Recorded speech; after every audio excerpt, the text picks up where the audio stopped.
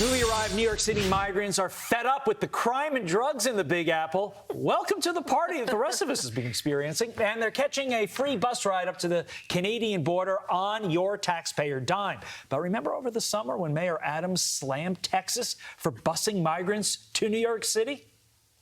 This is horrific when you think about what the governor is doing, the governor of Texas, after a month of traveling across the border, placing on the bus with no direction. OutKick host Tomi Lahren joins us now. Tomi, imagine coming from a third world country to the greatest city in the world, getting here saying, this place sucks, I'm out, I'm going to Canada.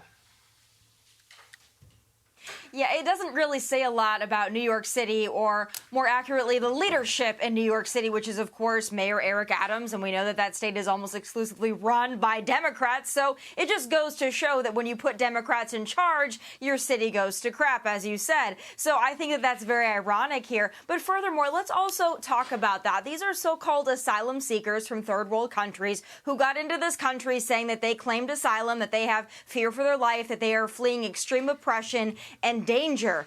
And we have to think about now, they say that New York's not good enough. The luxury hotels that they were in, that they trashed, they had to go to a migrant center. They were mad about that. They were protesting. Now they want to go to Canada. This really goes against that whole claim, which was probably a false claim, that they were coming to this country seeking asylum because they feel so entitled to dictate where they want to go, and they want you, the American taxpayer, to foot the bill. So we need to get a hold of these fake asylum claims that people come into this country under false pretenses, because that's largely what's happening here, and that's why we're being inundated. New York City's feeling the pain. Border cities and states have long been feeling the pain. At some point, you have to shut off the spigot, because we cannot continue to absorb millions of people and pay for them to go wherever their heart desires. Yeah, the asylum laws are extremely specific. Yeah. And I think by asking to go to Canada, they are basically admitting that they do not have the requisite things needed to hit asylum. So a very, very important point. Also, Tomi,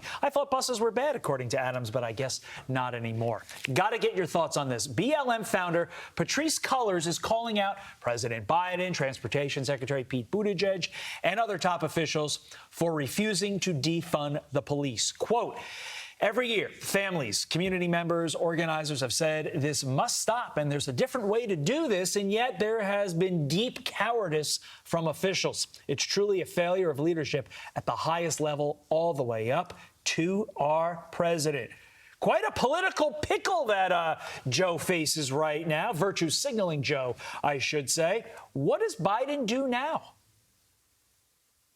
Well, first, let's talk about Patrisse Cullors, who had to resign from the organization after it was discovered that she was buying multi-million-dollar mansions in Southern California and then expanding those mansions into backyard projects and pools. So let's talk about BLM Inc. itself, that's raised tens of millions of dollars off the backs of what's supposed to be a great and valiant cause. We know now that it really is a money-making organization. But she does have a point. This woman, by the way, put that defunding the police is her religion in a lot of her Instagram and a lot of her social media profiles. So let's keep it at that. But the Democrats do face a dilemma, because when it was popular during the summer of 2020 and then through the election, they were all about BLM and defunding the police. And then when it was no longer politically convenient, aka the November midterms, they decided to move away from that notion. But they are going to be in a tough spot, because they cannot use the banner of BLM and then say that they want safe streets. They have to pick one. But unfortunately, Democrats have been able to play both sides, and they're winning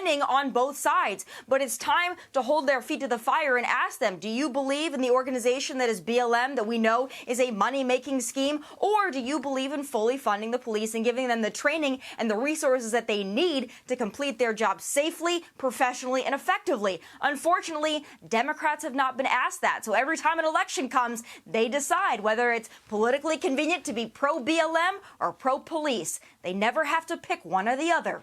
Yeah, but you're right. They do need to pick one, but it seems like they just kind of play it in the middle of the road and see what sticks. And it's just so sad that people like Patrisse Cullors do not see the destruction caused by their defund the police movement in communities of color, which need the police more than anything. Tomi Lahren, we appreciate your time this morning. Thank you. I'm Steve Doocy. I'm Brian Kilmeade. And I'm Ainsley Earhart. And click here to subscribe to the Fox News YouTube page to catch our hottest interviews and most compelling analysis.